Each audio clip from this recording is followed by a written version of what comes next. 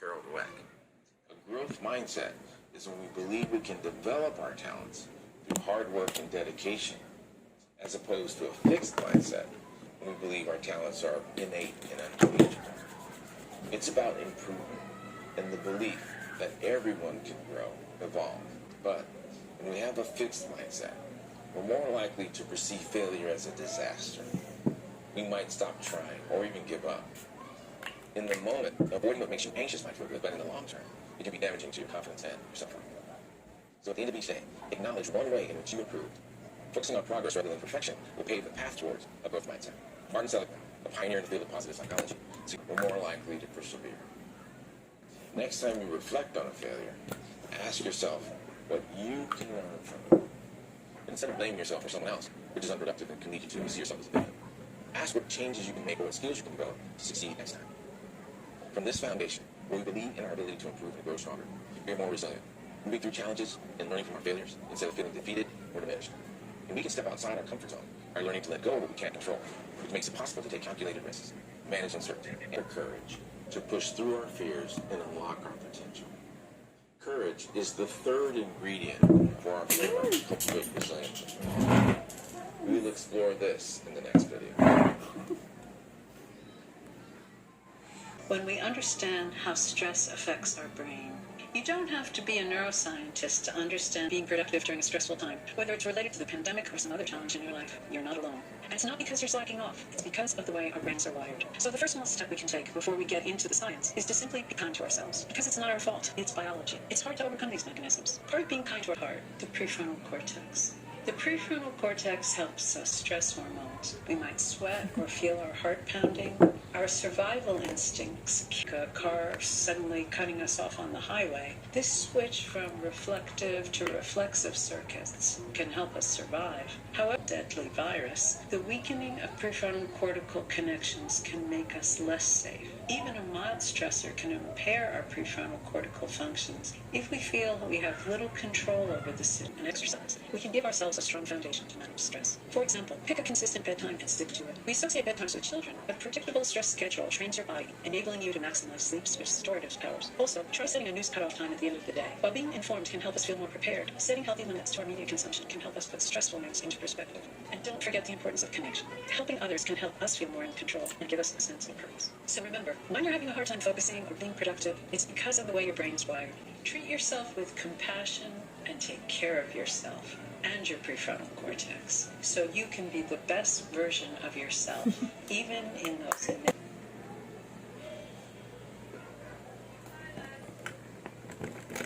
you didn't expect to like, or who comes from a different background, or sees life through a different lens.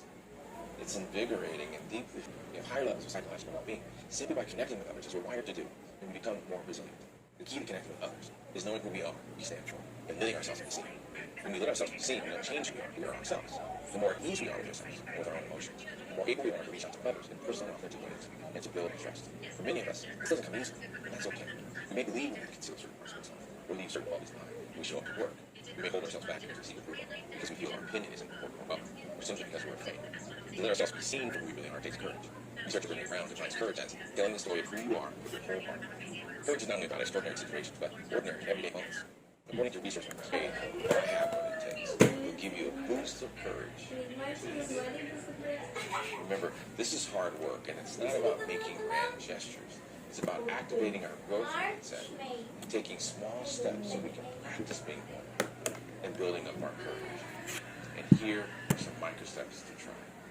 Once a day, into a different team, speaking up to contribute an idea, or offering a compliment or feedback to someone, and you might otherwise face courage helps us find a sense of accomplishment, fulfillment, and purpose. It helps us live in our best lives. Courage is also contagious. People express courage and gender courage in others. And if we want our people to fully show up, to feel brave, to let themselves be seen, to be vulnerable, putting themselves out there, then we have. They are also built through our relationships and through the culture in which we work and live. Eyeliner ba? Huwag kang lagi. Dito din. We make others feel seen. When we pay attention, when we are fully present, when we listen deeply, with empathy, and without judgment. When we seek to understand the whole person, with uniqueness of who they are, not just what they do. The next time you connect with a colleague, swap out, how are you, for a deeper question. Questions like, what's on your mind, or what challenges are you facing now? And give you the chance to learn about their responses and make them feel safe. When someone shares their feelings with you, respond by rephrasing what you heard.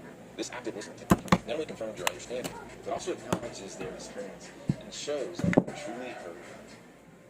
But when we are stressed and depleted, we are more susceptible to bias and stereotypes, and are more likely to create unseen experiences, particularly for people we perceive as different from us. Research by Accenture also shows that we can unintentionally create injury experiences for others and make people feel unseen and invisible. Being late to a meeting, interrupting, being on your phone while someone's talking to you. Even small actions like these can add up to make others feel unseen in ways that can be damaging. Ask your trusted friend for their compassionate direct feedback. Sometimes our impact on others doesn't match up with our intentions. Receiving honest feedback may hurt a bit at first, but consider it a valuable opportunity to build self-awareness. When we feel seen, we are more likely to feel safe. We are more comfortable being ourselves, sharing our thoughts and ideas with others without the fear of judgment or embarrassment. We show more of who we are, speak up, share diverse ideas, and contribute to the best of our abilities. Feeling safe is also about having clarity of expectations and the right level of autonomy and support to achieve them. When we create safety for people to speak up without fear of judgment and embarrassment, this helps us live more of our inviting others to open up without fear of judgment. It's a simple gesture to show your colleagues that the voices are welcome and valued. Swap a suggestion for a question when we know we're supported and valued. When we lead with curiosity and humility, it can have a ripple effect.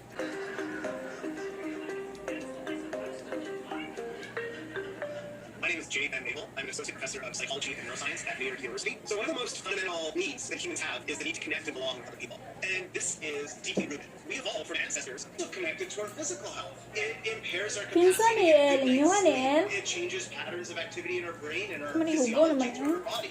And so this need to connect with others and be part of a group that cares about us, effort in maintaining those relationships. Obviously, this is incredibly challenging during the current pandemic where years is that the effect of happiness rates, and so it might affect your happiness, but very little relative to actually having the best friend at work. It turns out that it's incredibly valuable, not only in terms of your well-being, but in terms of your success at work and organization success, to have weak times across the organization. And that means that. And so it's important for us to reflect on our own behavior and ensure that we work extra hard to overcome those biases. Bahala ka dun ah. The organization and where it's come from, and also creating a vision about where it's going. Find ways to make sure everybody's included in that vision, that everybody has a role to play. Find ways to celebrate the unsung heroes on a team. These are people who are often the most sought masters of this. They have logos and team colors, and when people go to watch them, you see everybody wearing the same colors, cheering with a bunch of strangers, all for a bunch of people they've never met on the field. And so what's happened there is that the symbols of identity, those colors, those logos, help them recognize that they all share common set of identities. So think about what your symbols are, what your logos are, what your traditions are, your rituals. Institute. It's an honor to be here with you today, speaking about resilience, and resilience in particular in our relationship. The first is simply called presence. It begins with a P, and this will be an acronym of the part we play in resilient relationships. Presence, the P and part, honor those differences. So presence is a real open awareness, a receptivity to accept how someone is. Now, we don't just show up with this awareness, with part A. Now, attunement can simply be described as how we focus attention on the inner subjective experience of the person, and even on our own subjective experience, our feeling of the world, and they're speaking to you about something going on. You can have a very practical way of developing by asking yourself, inside of yourself, the question, what does this person feel? What's the point of view they may give? Because in your brain, you're going to develop the circuitry of empathy, which has something gateway about for compassion and kindness. So that's what presence and attunement. What are two remaining letters, the R and the T?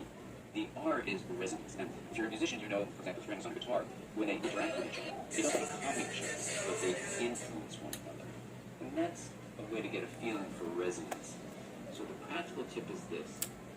Because of an interaction with another person. Now, when you notice a relationship where someone's present, attuned, and resonates, tune, when we focus our attention on the inner subjective life of someone else for relationalism, and we accept that someone may be different from us. Asan suglay, El? El, suglay dito, mga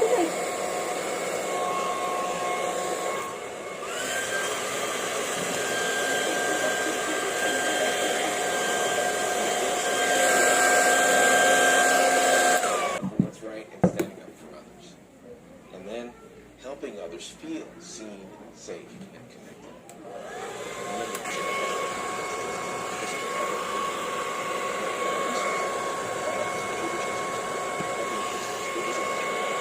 Na. We've created Ang bisa, Debbie. guides on relevant topics. Additional science and microsteps to help you thrive. Naunsa naman yung akong bangas.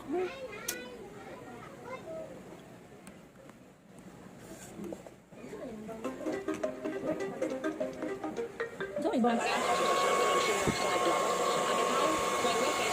Dili magudi pang straight.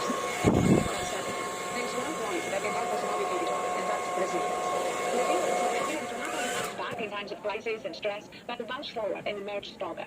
It's a quality that makes it possible to navigate uncomfortable conversations, challenging relationships, and constant change. Resilience unlocks our ability to build deeper and more meaningful connections and create experiences where we feel a sense of belonging, when we can bring our full selves to work, when we know we truly are supported and valued and accepted for who we are.